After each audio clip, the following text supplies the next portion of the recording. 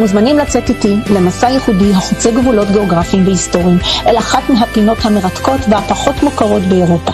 זה אינו סתם טיול בלקן שגרתי, אלא שילוב נדיר של נופי טבע עוצרי נשימה, תרבות מקומית עשירה ומורשת יהודית נשכחת.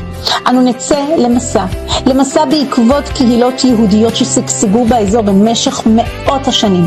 נחשוף את הנס ההיסטורי של הצלת יהודי בולגריה שהתקוממה ומנעה את גירושם אל מול הטרגדיה והאלימות של הקהילות בצפון מקדוניה.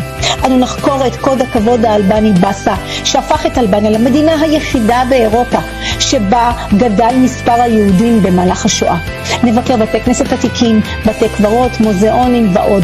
אנו נשמע סיפורים מרתקים על הישרדות ואובדן. אנו נשוטט גם בין פסגות הרי הבלקן והאלפים האלבניים. נעצור להתרשם מהאגמים הקסומים של אוכריד או פרסטה. נחצה קניונים עמוקים